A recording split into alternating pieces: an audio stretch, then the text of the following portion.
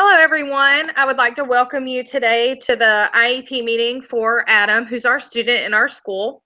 The topic for this meeting is balanced around the use of zero tolerance policies. We have a few different individuals joining us today. First, my name is Kelly, and I will be our moderator for this meeting.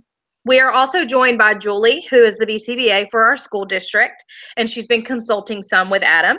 And then we also have Miss Emily, who is Adam's teacher. We're going to go over a couple different things throughout this meeting. We're going to discuss the topic about the efficacy and the use of zero tolerance within our current school system. And then we're also going to look at what zero tolerance actually is. And it's a type of discipline procedure that is used in schools. It's a policy of punishing any infraction of a rule, regardless of accidental mistakes, ignorance, or extenuating circumstances. One approach with zero tolerance is the removal of the child that is causing the threat, and some other people think that it's a very radical approach and has its ethical concerns. And we're going to look at both sides of that today. First, we're going to be talking about the brief history of zero tolerance, ethical implications, the pros, the cons, and alternate ways of working with students that misbehave or engage in inappropriate behavior. First, we would like to discuss the history of zero tolerance explained by Miss Emily. Emily, can you please go ahead and start that for us? Sure, of course. So it all began back in about 1994 when the Guns Free School Act came into effect. So according to the U.S. Department of Education, it stated that any school that receives the federal funds require them to expel the child that was misbehaving, and that for at least a year. So that means if a student brought something like a gun or explosives or something harmful to either hurt the students or the school, then they would be expelled. The school then has to choose to follow this rule, and if they do not, they can potentially lose their funding. PACE law review, it quote, encouraged each state receiving federal funds for education to suit and introduce their own laws, which are now known as the zero tolerance laws. These zero tolerance laws punishes the students for those infractions that I stated before. For example, zero tolerance can come more into spotlight after similar things that have happened in the past, such as the Columbine massacre back in 1999.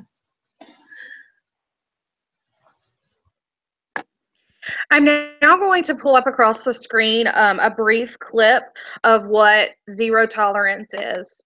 So if you'll give me just 1 second.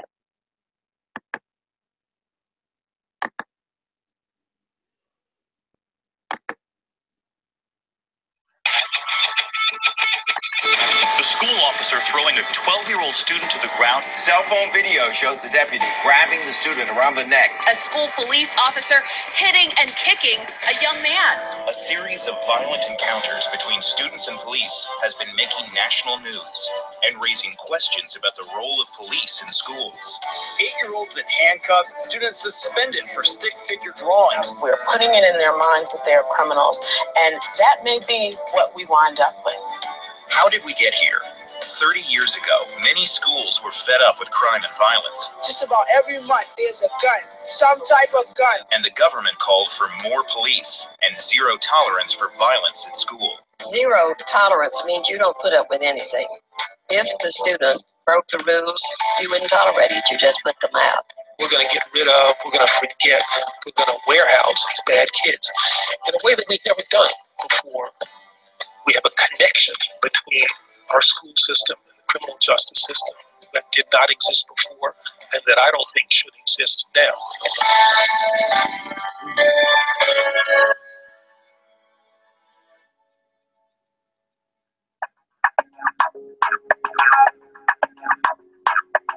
Just one more victim of a violent crime wave that's sweeping many of the nation's public schools. In the 1980s, news reports were filled with schools that appeared to be on the verge of chaos, places not of learning, but of fear and violence.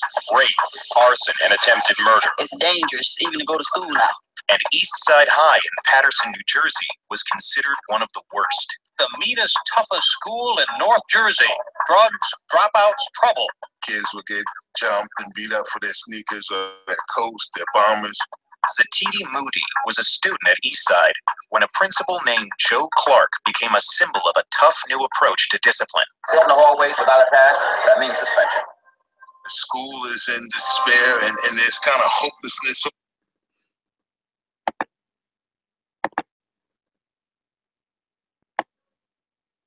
So as we can see there, that shows us a brief history of where zero tolerance kind of started and what it was birthed out of. Can you please explain to me, Emily, why we use zero tolerance in our school systems and why this is typically a standard measure across all school systems in America? Sure. So as I said earlier, it all kind of started with the Guns Free School Act back in 1994. And as the video showed, once it was implemented, schools started using zero tolerance to help provide a safe environment, not only for the school, but also for the students and the teachers.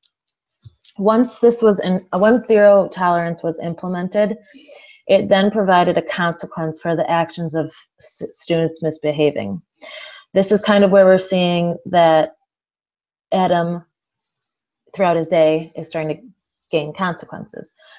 As seen across many school systems in our nation, we do see a huge need for zero tolerance in most of our classrooms, not just here.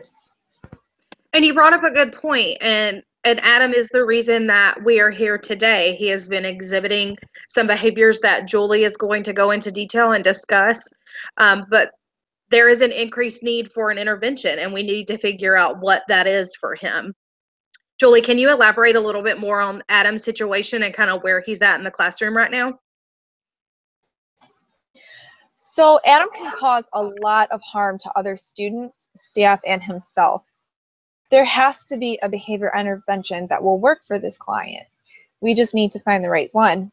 We just need to ensure that we're keeping everyone as safe as possible. Safety is at our utmost priority. Which is why we want to use zero tolerance in our schools, to ensure not only the safety, again, of our students and of our teachers. For example, when Adam is causing harm to himself, whether it be to students, staff, or even self-injurious behavior, it can be pretty detrimental for his classmates. This is unfair, obviously, for his classmates to have to be constantly interrupted, and this puts them in a potentially harmful situation. And not only them, but the teachers as well.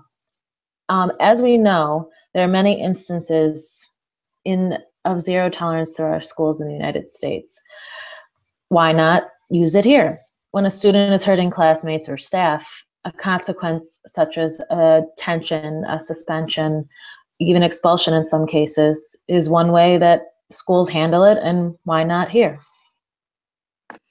So now let's look at the data. I'm going to pull up some behavior charts that we have, some graphs of Adam's behaviors over data that's been collected over the last couple of weeks.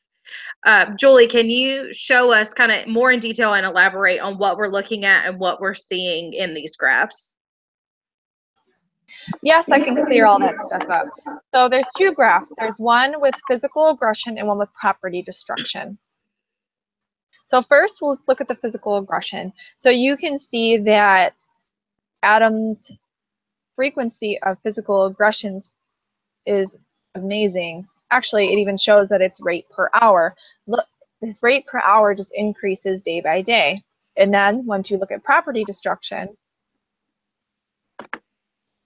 it's the same exact thing. The graphs have pretty close correlation together.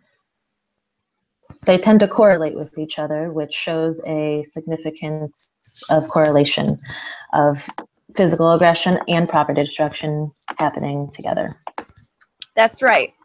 We have tried multiple different strategies to decrease the frequency of these behaviors, but nothing has seemed to work. Even though the data shows little to no progress regarding the behaviors, we need to keep Adam in school.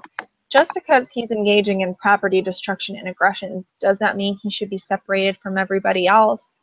We just need to keep searching for that intervention that'll work. It is also really important to mention that we'll be in direct violation of the BCBA ethical codes if we take Adam out of school. Now Kelly will show on the screen some ethical codes that we're going to be violating if we suspend him. Here you are, Julie. Thank you. So first let's look at 104B. Behavior analysts do not implement contingencies that would cause others to engage in fraudulent, illegal, or unethical conduct. So when Adam engages in these behaviors, the staff may hurt him and he may hurt himself if we're doing some sort of restrictive measure or anything of that nature. Then we'll move on to 1.05D. In their work-related activities, behavior analysts do not engage in discrimination against individuals or group based on age, gender, race, culture, ethnicity, national origin, religion, sexual orientation, disability, language, socioeconomic status, or any basis prescribed by law. So in this case, we're really discriminating against Adam due to his behavior problems. Now let's look at 2.06a. Behavior analysts have a primary obligation to take these reasonable precautions to protect the confidentiality of those who work or consult, recognizing that confidentiality may be established by law, organizational rules, or professional or scientific relationships. So think about it. When you suspend someone, everybody in the school knows. So really, his confidentiality is not there. Then we move on to 209A. So clients have the right to effective treatment. Behavior analysts also have the obligation to advocate for and educate for the client about scientifically supported, most effective treatment procedures. Effective treatment procedures have been validated, having both long-term and short-term benefits to clients and society. So this ethical code states that we need to do the best we can to give him the most important treatment that he can have. Now let's look at 301A. A behavior analyst conducts current assessment prior making recommendations or developing behavior change programs. A type of assessment is used to determine the client's needs and consent, environmental parameters, and other contextual variables. When behavior analysts are developing a behavior reduction program, they must conduct a functional assessment. So really, we haven't done that yet. We haven't determined the true function of his behaviors. So once we do that, we may be able to figure out the how to solve these behavioral problems. Now, there could be a clear antecedent. Yes, that is very true. So now if we look at 403A, behavior analysts must tailor to behavior change programs the unique behaviors, environmental variables, assessment results, and goals of each client. So we really need to make sure that we're tailoring to all these behavior changes and make sure that we make this unique to him so we can able to change those behaviors. We can find those replacement behaviors. So then we can move on to 407A. If environmental conditions prevent implementation of a behavior change program, behavior analysts recommend that other professional assistance may be needed. So he might need a lot of other things that we might not be able to provide for them. So this is where we need to get the parents involved, and we need to make sure that Adam is receiving other services other than here. And then the last two we're going to discuss is 408A, which is a big one we need to hit hard on, is that behavior analysts recommend reinforcement rather than punishment whenever possible. We're hitting it right on the head right now with punishment. Like, we're not doing any really reinforcing things at the moment. So we need to just find those reinforcing strategies instead of going straight past reinforcement and going right to punishment. And last but not least, we have 4.08C. Before implementing punishment-based procedures, behavior analysts ensure that appropriate steps have been taken to implement reinforcement-based procedures, unless the severity and dangerousness of the behavior necessitates immediate use of reversive procedures. Now, granted, he does have a lot of dangerous behavior, but we really have not determine the function of the behavior, like I said before, so we can't find that replacement behavior that we need. So once we find that, we'll be golden. So as you can see, there are many ethical code violations that we're engaging in if we suspend or expel Adam from school. Thanks for all of that, Julie. That's definitely things that we need to consider and review, and that's why we're here. Some people also bring up that alternative methods can help. Emily, will you please go on in further detail about these alternative methods? And one in particular is called the broken glass theory.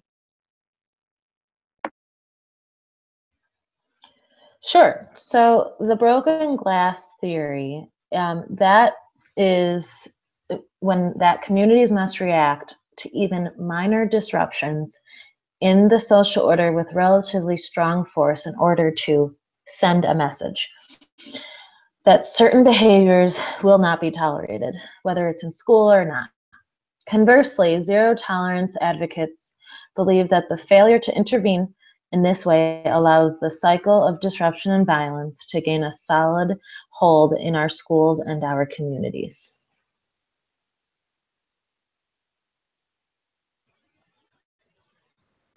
Some defend that it promotes a safe school zone with zero tolerance and that this has made their school a better place.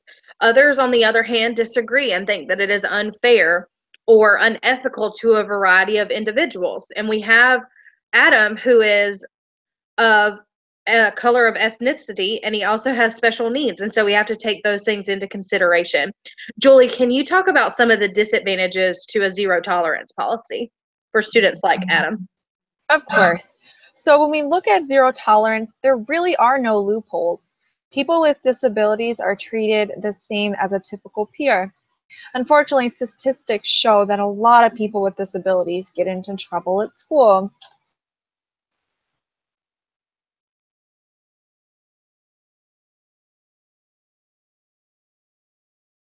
Zero tolerance put a lot of emphasis on taking action when an undesired behavior emerges. One giant concern is that people with disabilities do not have a lot of undesired behaviors that may need intervention, but this doesn't mean that the school should jump straight to zero tolerance. We have come to learn that people who are different are the ones that get bullied the most. People with disabilities are a prime target for bullies since they're different. Also, some people with disabilities end up being the bullies due to the lack of observation of nonverbal social cues and or just the lack of general social skills. Some research states that zero tolerance does not even work.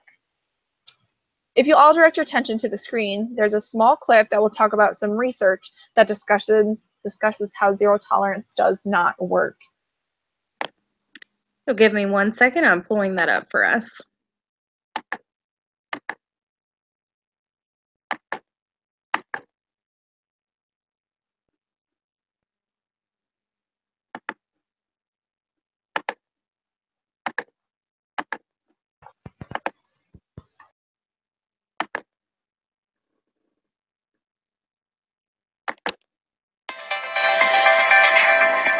An independent government advisory group says zero tolerance policies are ineffective in combating bullying. The National Academies of Sciences, Engineering, and Medicine is urging schools to take a more preventative approach that includes teaching tolerance to address this serious public health problem. The report says bullying should no longer be dismissed as merely a matter of kids being kids. It read, its prevalence perpetuates its normalization. But bullying is not a normal part of childhood. The researchers concluded schools should end zero tolerance policies that automatically suspend students for bullying. Catherine Bradshaw is a professor and associate dean at the University of Virginia and part of the committee that wrote the report.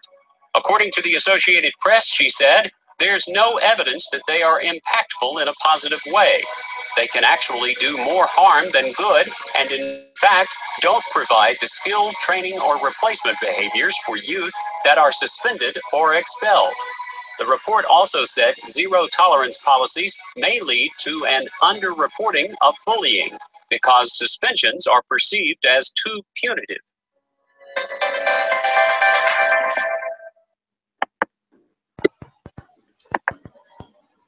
So the video we just watched discussed how zero tolerance seems to do more harm than good.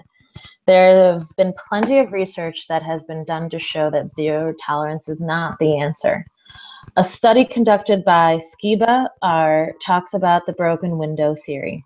This suggests that zero tolerance policies have dramatically increased the number of students put out of school for disciplinary purposes and may be accelerating student contact with law enforcement.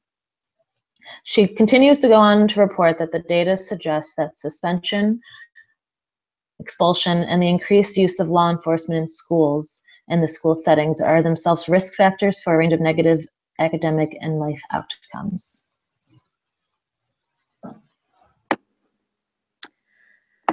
Some individuals see zero tolerance as a profound approach to how many schools discipline students. Do we really feel like this form of discipline would be effective for our school? This form of discipline is not effective. A study was conducted by Wilson H. It stated that the definition of zero tolerance refers to strict, uncompromising automatic punishment to eliminate undesirable behavior. When applied to schools, the zero tolerance mentality totally contradicts the principle of zero reject, which underlines U.S. special education laws. Suspension and expulsion are exclusionary discipline policies, which remove the student from normal education opportunities because of rule infractions, which is completely unethical, and the students lose opportunities to learn. By doing zero tolerance, it can be seen as setting up the student for failure or a negative education. And this is where we see the school to prison pipeline. Julie, could you please explain in more detail what the school to prison pipeline is and what would that do for Adam? So the school to prison pipeline is an idea that people who have trouble in the school system will most likely have trouble in the justice system later down the road. In the PowerPoint presentation, there is an excellent video that explains the school to prison pipeline. Kelly, can you bring that up?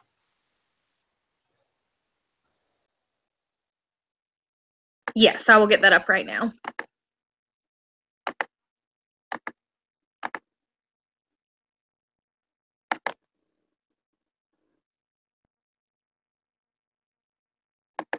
There's this phrase that you might hear in the news sometimes, the school to prison pipeline. It's shorthand for how schools are funneling students, especially Black students, into the criminal justice system. It started in the 90s when schools responded to fears about crime with zero tolerance policies, which mandated suspensions and expulsions for certain violations. They also cracked down on little things like talking back or uniform violations. The hope was that it would keep bigger problems from bubbling up. But as a result, out-of-school suspensions have doubled since the 1970s, and they keep increasing even though juvenile crime rates have now been dropping for years.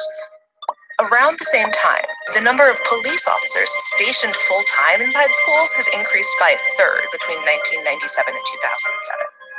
Ostensibly, they were there to prevent mass school shootings like the one at Columbine, but they end up being a way for schools to basically outsource discipline to the police. Schools with officers have 5 times as many arrests for disorderly conduct as schools without them. Sometimes the results are shocking. But the less visible effect is that schools are feeding the racial disparities in the criminal justice system. Consider the fact that schools are more likely to have an officer on their campus if the student population is more than 50% Black. You might assume that that's because there's more crime in these schools, but although students at police schools are more likely to be arrested, they're not actually more likely to be charged in court for weapons, drugs, alcohol, or assault, at least according to one study. During the 2010-2011 school year, 1 in 6 public school students in the US were Black, but they accounted for 1 in 3 arrests at school. Same goes for other forms of school discipline. Black students are suspended or expelled 3 times more frequently than white students. It actually begins in preschool. 18% of preschoolers are Black. But if all preschoolers suspended more than once, 48% are Black. Studies show that differences in behavior can't fully account for these disparities. Black students and white students are sent to the principal's office at similar rates, but Black students are more likely to end up with a serious punishment. One study found that white students are more likely to be suspended for provable offenses like smoking or vandalism. Black students are more likely to be suspended for subjective offenses like talking back or insubordination. Students who are suspended in school are more likely to later drop out or get arrested. So the federal government is asking schools to make suspension and expulsion the absolute last resort. In Oakland, California, public schools are trying something called restorative justice, where both parties in a conflict talk it out with a counselor instead of relying on punishment. The results are pretty encouraging. In the last 10 years, chronic absenteeism is down and graduation rates are up in the schools that have tried it. Other cities and districts are also trying new policies. They're hoping that if their students end up in the criminal justice system, at least it won't be because the schools push them there.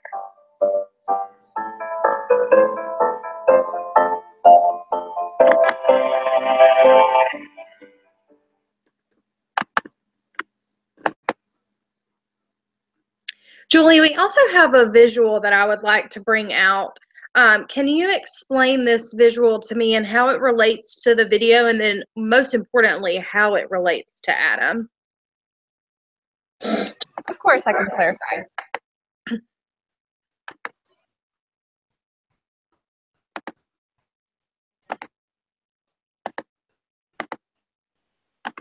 So the visual that Kelly is about to bring up is directly correlated with the school to prison pipeline. So the question it's asking is, are our children being pushed into prison? And the way the statistics look is that it really is true. So if you look on to the left, there's from school to prison, and then there's from foster care to prison on the right. So if we look into the more details of it, 40% of students expelled from the U.S. schools each year are Black from the school to prison side. And 70% of the students involved in the school arrests are referred to law enforcement are Black or Latino.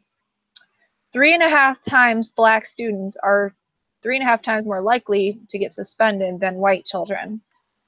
And Black and Latino students are twice as likely to not graduate from high school as well as whites. And then a grand total of 68% of all males in state and federal prison do not have a high school diploma. So this really says a lot what could possibly happen to Adam.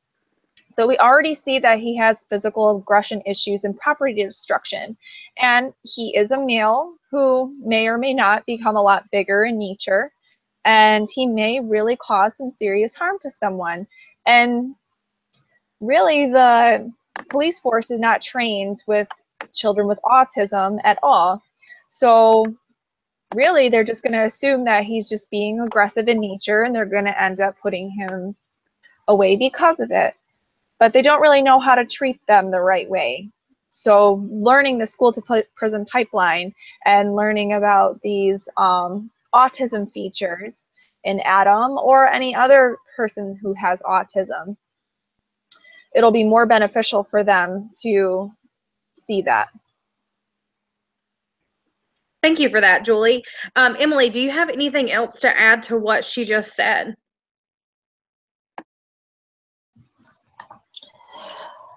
Yes, I do. For example, earlier in this clip, as we saw, in Oakland, California, a school system tried something new.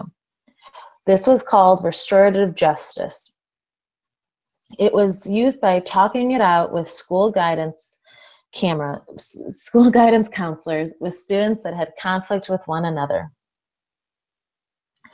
Instead of punishment, that's what they had tried. Hopefully more and more schools try to lessen zero tolerance and increase alternate methods, which this means school detentions and suspensions and expulsions are more likely to go down and attendance can go up.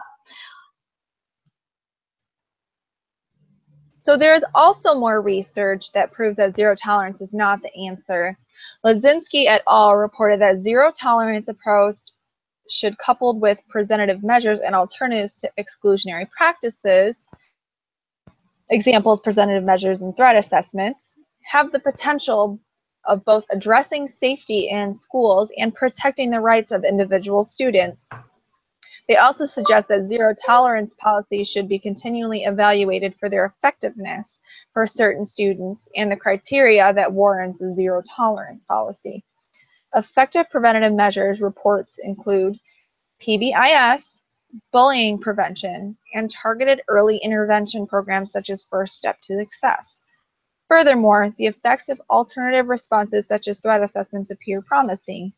So then once again, once we refer back to Ethical Code 4.08a, behavior analysts recommend reinforcement rather than punishment whenever possible. So we need to do this for Adam, no matter what.